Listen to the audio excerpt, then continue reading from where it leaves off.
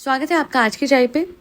तो कुछ अच्छे इन्फ्लुएंसर्स होते हैं जिनको सोशल मीडिया आगे बढ़ाता है, वो आम लोग जो हमें बेहद पसंद होते हैं और जिनका सक्सेस जब हम देखते हैं अपनी आंखों से तो हमें अच्छा भी लगता है। फॉर एग्जांपल गायूस किचन, जिनको गायत्री जी के बारे में नहीं पता, कल मैंने एक पॉडकास्ट अपलोड करी थी, जाके देखिएगा ज़रूर। कॉमेंट सेक्शन में पिन कॉमेंट में उनका मैंने वो जो वीडियो बनाया उन पर उसका लिंक दे दिया है। अब बात करते हैं उन लोगों की जिनको सोशल मीडिया आगे तो बढ़ाता है, बट जब उनके बारे में पता लगता है कि उन्होंने क्या कुछ अलेजेडली करा हुआ है तो समझ आता है कि भैया सोशल मीडिया कभी कभी ऐसे लोगों को आगे बढ़ा देती है जिनका आगे बढ़ना समाज के लिए शर्मसार है। मैं बात कर रही हूँ इंटरनेट के पुकी सेंसेशन। जी हाँ, इनको पुकी सुरेंद्र पाटिल के नाम से जाना जाता है। इंडिया टाइम्स की रिपोर्ट है, उस मुताबिक ये सारी बातें, ये सारे फैक्ट सामने रख रही हूँ। इसके मुताबिक सुरेंद्र पाटिल, जो कि आपको आपकी स्क्रीन पे दिख रहे होंगे, ये इनका वायरल वीडियो है जिसपे एक वायरल ट्रेंड भी शुरू हुआ है कि किस तरीके से वो जो भाई होते हैं ना, ब्रदर वाले भाई नहीं, वो जो मुन्ना भाई टाइप्स भाई, वो पुकी भाई कैसे डांस करते हैं, इस पे बहुत ज्यादा इंस्टाग्राम पे ट्रेंड चल रहा है। बट पहले तो मुझे इस ट्रेंड से कोई फर्क ही नहीं पड़ा। फिर सोशल मीडिया पे जब थोड़ी सी इंफॉर्मेशन सामने आई तो पता लगा कि सुरेंद्र पाटिल वो हैं जिनके खिलाफ लिटरली इतने सारे कंप्लेंट्स दर्ज हैं कि जिनके नंबर सुन के आप भी हिल जाएंगे। डोंबिवली के रहने वाले सुरेंद्र पाटिल पे 13 केसेस पेंडिंग हैं। यही नहीं, ये एक तथाकथित बलात्कारी भी हैं और आर्म्स एक्ट के अंडर भी इनके खिलाफ केस दर्ज हो रखा है। 13 के 13 क्रिमिनल केसेस इतने भारी हैं कि अगर आप इनकी रेंज सुनेंगे तो सबसे पहले तो है मिसयूज ऑफ फायर आर्म्स, उसके अलावा making inappropriate videos at a police station and what not. वो जो 19 साल की लड़की है जिसके साथ अलेजेडली इतना बड़ा जघन्य अपराध हुआ है, उसने बताया है कैसे फरवरी 16 से मार्च 29 तक उसके साथ ये जघन्य अपराध होते रहा। वो विक्टिम कांटेक्ट में आई थी सुरेंद्र पाटिल के थ्रू इंस्टाग्राम, और इस बातचीत के दौरान सुरेंद्र पाटिल ने उस विक्टिम को प्रॉमिस किया था, जी हाँ वादा किया था, कि उन्हें मुंबई एयरपोर्ट में एक अच्छी जॉब दिलवाएंगे। जॉब की आड़ में पुणे से इस लड़की को सुरेंद्र पाटिल ने अलेजेडली मुंबई में बुलाया और उसके बाद जब ये लड़की पहुंचती है कालम बोली तो वहां पे उसे ऑफिस तक पहुंचाया डोंबिवली एरिया में।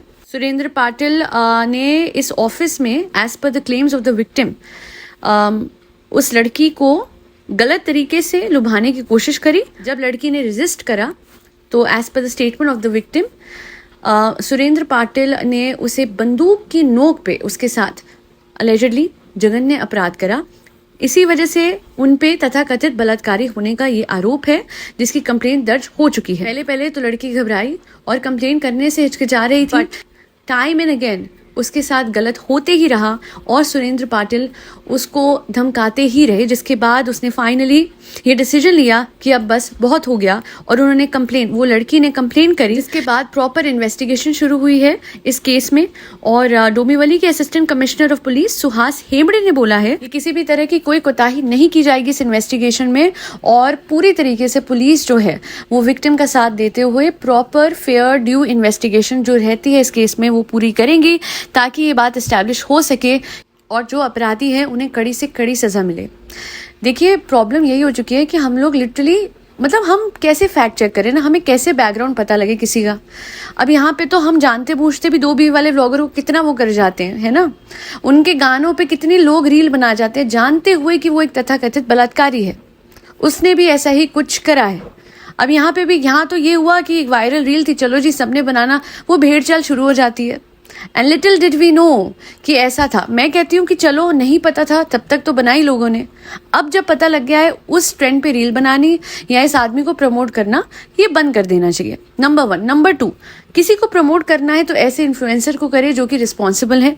मुझे 2 इन्फ्लुएंसर्स बेहद ही बहुत ज़्यादा पसंद है, चाहे उनकी ज़बान से कितनी गालियाँ उनके कंटेंट में निकली हो, बट उनका लहजा, उनका जिस तरीके से इंटेलेक्ट रहा है, जैसे उन्होंने सोसाइटी के लिए कंट्रीब्यूट करा है, वो गालियों को साइड रख के उनको देखा जा सकता है एज अ रिस्पॉन्सिबल इन्फ्लुएंसर। मैं बात कर रही हूँ भुवन बाम और कैरी मिनाटी के बारे में। जब कोई आपदा कहीं आती है, कैरी मिनाटी इतना फंड डोनेट करते हैं, टाइम एंड अगेन उन्होंने करा है, लाइव रखते हैं वो अपनी वीडियो को और उस पर जो भी फंड आता है वो स्ट्रेट अवे, आई गेस एक बार तो 11 लाख सीधा उन्होंने डोनेट किया था। एंड सिमिलरली जहां मैं बात करूं भुवन बाम की, तो येट अगेन उन्होंने अभी रिसेंटली अपनी ब्रांड कोलैबोरेशन से आई पूरी की पूरी अर्निंग को एनडीएफ को डोनेट कर दिया। आफ्टर द ऑपरेशन सिंदूर, जिससे पता लगता है कि ये इन्फ्लुएंसर्स हैं जो कि सोचते हैं अपने देश के बारे में। ये इन्फ्लुएंसर्स चाहे कितना भी कमा रहे हैं, at the end of the day ये भूलते नहीं है कि इनकी एक रिस्पॉन्सिबिलिटी है towards their nation. I still remember Bhuvan has been through a lot during covid, जब उनके मम्मी पापा दोनों ही कोविड की वजह से दुनिया से चले गए। इतने दुख में उन्होंने जो कंटेंट बनाया है, आज ऐसा नहीं है कि सारा पैसा उन्होंने अपने तक रखा है। एंड मैं चाहती हूँ कि जब इन्फ्लुएंसर्स इतना कमाते हैं तो बड़ी आसानी से वो अपने देश को अपलिफ्ट करने के लिए कुछ ना कुछ कर सकते हैं। इसी वजह से किसी को प्रमोट करना है तो ऐसे लोगों को कीजिए, भुवन बाम, कैरी मिनाती, जो कि आगे बढ़ के देश के लिए सोचते हैं। सुरेंद्र पाटिल जैसे लोगों को मत कीजिए। और फिर वही बात है कि कभी कभी हमें नहीं पता होता कि कौन कैसा है, पर जब पता लग जाए तो फिर इतना फर्ज तो बनता है कि कम से कम ऐसे लोगों को सपोर्ट ना करें, नंबर 1। नंबर 2, ऐसे लोगों के खिलाफ आवाज उठाई जाए। यानी अरमान मलिक ने जो करा है आज तक, उस बात पे लोग बात करें, कंटेंट बनाए, ताकि दुनिया को भी असलियत पता लगे उस इंसान की। सिर्फ 2 बीवी वाले एस्पेक्ट से नहीं, तथा कथित बलात्कारी होने वाले एस्पेक्ट से भी। सुरेंद्र पाटिल वायरल हो रहे थे तो लोगों ने पुकी पुकी पुकी, वो पुकी नहीं है। एक शरीफ इंसान के खिलाफ 13 मामले दर्ज नहीं होते हैं, और वो भी इतने बड़े बड़े एक्ट्स के अंडर। एक शरीफ इंसान पे तथा कथित बलात्कारी होने का इतना बड़ा इल्जाम नहीं लगता है। इट्स हाई टाइम हम थोड़े और रिस्पॉन्सिबल बने और ऐसे लोगों को तो कम से कम आगे ना ही बढ़ाए।